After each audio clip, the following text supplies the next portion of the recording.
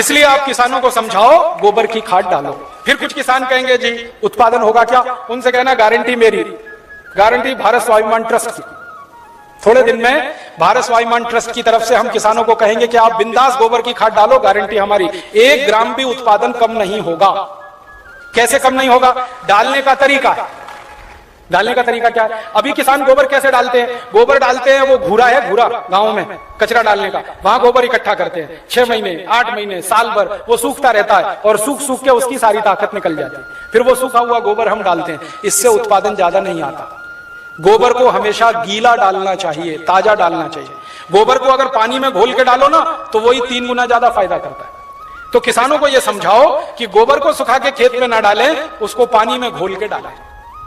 तो कैसे घोलेंगे पानी में? उसका फॉर्मूला लिख लो आप। और जो जो गांव में जाने वाले कार्यकर्ता है, ये सब किसानों को आप बोलो कितना गोबर डालना है, कितना पानी उसमें मिलाना है, कितने बीघे के लिए काम में लाना है उसको।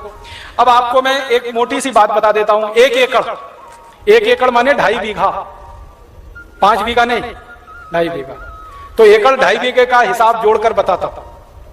एक किसान को एक बार में 1 एकड़ फसल के लिए कितना गोबर डालना पड़ेगा? गीला करके डालेंगे तो 10 किलो गोबर, बस 10 किलो गोबर, 10 किलो गोबर।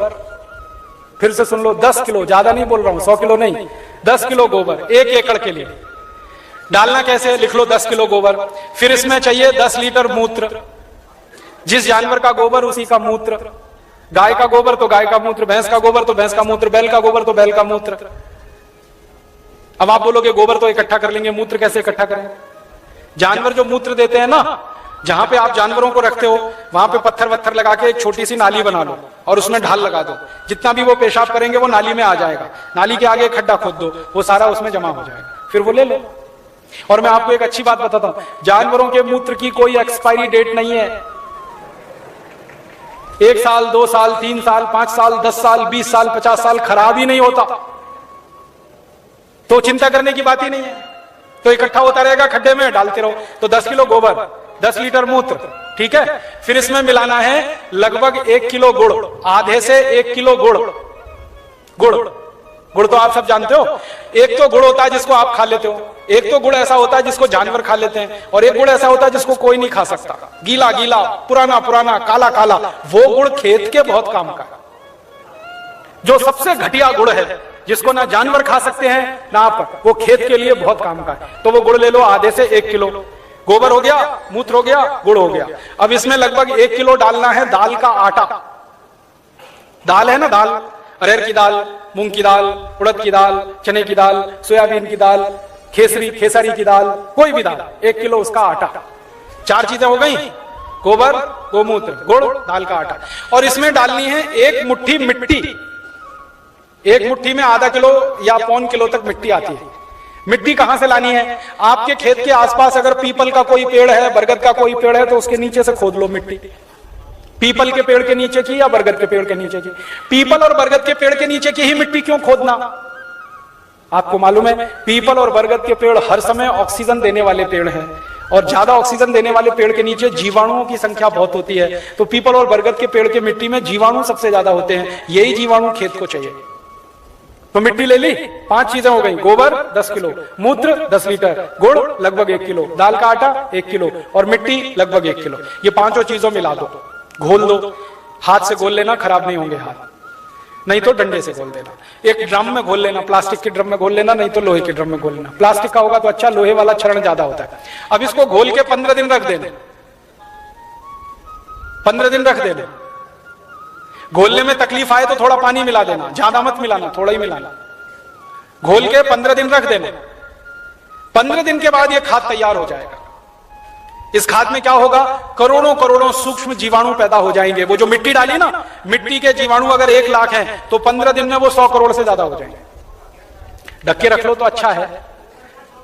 छांव में रखना सबसे अच्छा, धूप में बिल्कुल मत रखना। पेड़ के नीचे की छांव में रखना, नहीं तो कोई ऐसी जगह रखना जहां सूर्य का प्रकाश ना आता हो, और इस पे कपड़ा बांध दो, ढक्कन लगा दो, जैसे है ढक लो। अब ये 15 दिन में तैयार हो गया, इसमें करोड़ों जीवाणु तैयार हो गए। अब ये जीवाणु घोल, इसको जीवाणु घोल कहते हैं, इसको खेत में डालना है। डालने से पहले इसमें पानी मिलाना है, और पानी कितना मिलाना है? जितना गोबर था उसका 10 गुना पानी,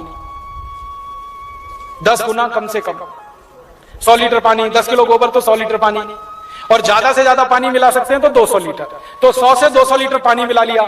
अब ये पूरा परफेक्ट घोल हो गया। इसको 1 एकड़ के खेत में छिड़कना है, जैसे पानी छिड़कते हैं ना मिट्टी दबाने के लिए, ऐसे ही छिड़कना है बस।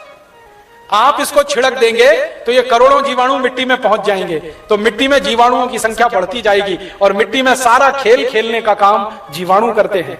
आपको मालूम है जीवाणु क्या करते हैं? जीवाणु सारा काम करते हैं। पौधे की जड़ को नाइट्रोजन की जरूरत है तो ये जीवाणु उपलब्ध कराते हैं, पौधे की जड़ को कैल्शियम चाहिए तो ये जीवाणु उपलब्ध कराते हैं, पौधे की जड़ को आयरन चाहिए तो ये जीवाणु, माने पौधे को बड़ा होने के लिए जितने भी सूक्ष्म पोषक तत्व चाहिए और फिर वो हमारे शरीर में वास्तव में चाहिए, वो सब इन जीवाणुओं की करामात से ही मिलता है। तो पौधे की जड़ को भरपूर सूक्ष्म पोषक तत्व मिलने लगेंगे, पौधे की बढ़त बहुत तेज होगी, और जिस पौधे की बढ़त अच्छी होगी उसका फल अच्छा होगा, जिसका फल अच्छा होगा उसका उत्पादन अच्छा होगा।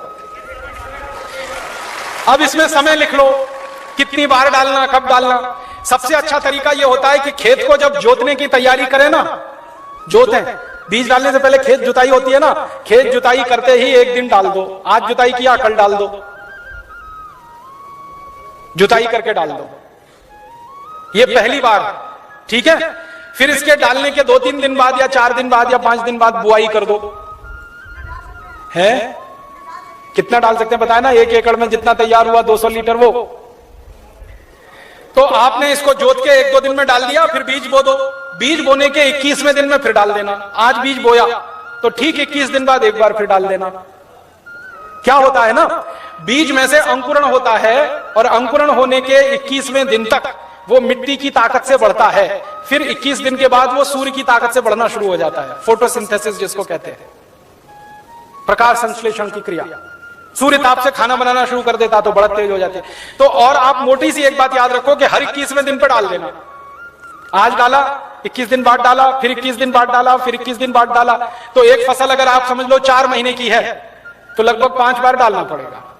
कोई फसल 6 महीने की है तो 7-8 बार डालना पड़ेगा, 8 महीने की है तो 10-1 बार डालना पड़ेगा। अब इसमें खर्चा क्या है? जानवर अगर घर के हैं तो गोबर फोकट का, मूत्र फोकट का, गुड़ में कह रहा हूं सबसे सड़ा हुआ जिसको फेंक देते हैं वो भी फोकट में मिल जाएगा, पानी तो फोकट का है ही, थोड़ा दाल वाल लेना पड़ेगा तो उसका खर्चा आएगा, लेकिन किसान अगर दाल पैदा करता है तो वो भी घर की हो जाएगी। माने खाद बनाने का खर्चा लगभग 0 आएगा, मेहनत लगेगी, पूंजी में पैसा कम से कम खर्च होगा। और ये खाद जो तैयार होगी इसमें जबरदस्त क्वालिटी है, क्योंकि इसमें कैल्शियम भरपूर, आयरन भरपूर, फास्फोरस भरपूर।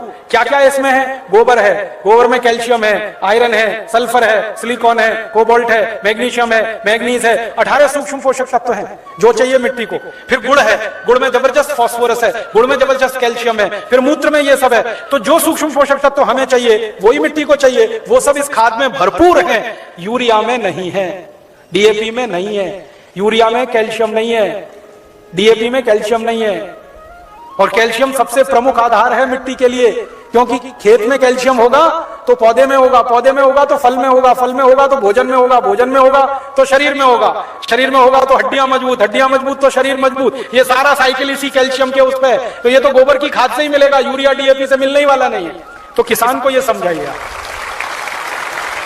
अब आपको समझ में आ गया, हर 21 दिन में डालना है, जबरदस्त फसल आएगी। पहली बार जब आप डालोगे ना तो किसान थोड़ा झिझक करेगा, उसको भरोसा नहीं है, विश्वास नहीं है, तो उसको कहना कि भाई तुम डालो, नुकसान तुम्हारा नहीं होगा। मैंने बहुत किसानों का हिसाब निकाला है, खराब से खराब खेत में जब गोबर का खाद डालते हैं ना तो गेहूं का उत्पादन पहले साल की तुलना में थोड़ा ही कम आता है, लेकिन उत्पादन जितना कम आता है उससे ज्यादा खर्चा बच जाता है, तो वो बराबर मामला बैठता है। हम यूरिया डीएपी में खर्चा करते हैं हजारों रुपए का, तब उत्पादन लेते हैं, यहां खर्चा ही नहीं है, थोड़ा उत्पादन कम भी हुआ तो फायदा ही है, नुकसान कुछ नहीं, इसलिए किसी किसान का नुकसान नहीं। और 2-3 साल लगातार आपने डाल दिया तो उत्पादन बढ़ना शुरू हो जाता है, लगातार बढ़ता है। और 10-12 साल में तो कई खेत ऐसे हैं जहां उत्पादन सीधे डबल हो जाता है, 100% की बढ़ोतरी हो जाती है। नहीं, छानने की जरूरत नहीं है, ऐसे ही डालो, उसमें जितना कचरा है सब खेत में जाने दो, क्योंकि कचरे में जीवाणुओं की संख्या और तेजी से बढ़ेगी, छानने की जरूरत नहीं है।